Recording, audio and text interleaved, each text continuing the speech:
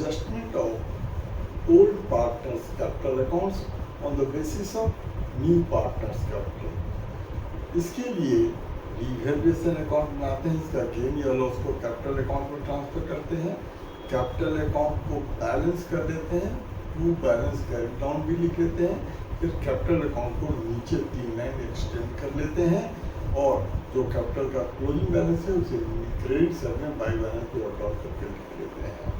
फिर working note में new partners capital को न्यू पार्टनर के शेयर से डिवाइड करते हैं, तो इस तरह से पूरे फर्म का कैपिटल आ जाता है और उसे और पार्टनर्स में न्यू प्रॉफिट शेयरिंग रेशियो में डिस्ट्रीब्यूट कर देते हैं।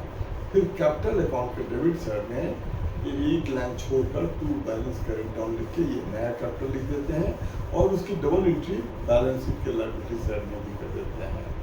फिर हर पार्टनर के कैपिटल को बैलेंस करते हैं।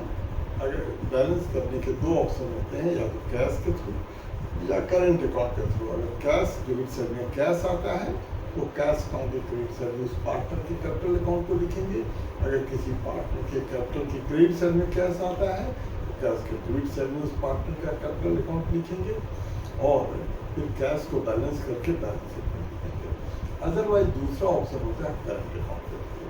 अगर डेबिट में डिफरेंस है तो वहाँ पर उस पार्टनर का करंट अकाउंट ओपन करते हैं और उसकी कम्युनिटी लायबिलिटी साइड में कर देते हैं। और अगर क्रेडिट साइड में डिफरेंस है तो वहाँ पर वो पार्टनर्स करंट अकाउंट ओपन करते हैं और उसे बैलेंस शीट के लायबिलिटी साइड में पोस्ट कर देते हैं। इसके बाद पुरानी बैलेंस शीट से जिन आइटम्स में कोई एडजस्टमेंट नहीं है उनको एज इट इज कॉपी कर देते हैं, फिर नई बैलेंस शीट टैली हो जाती है। तो क्वेश्चन सही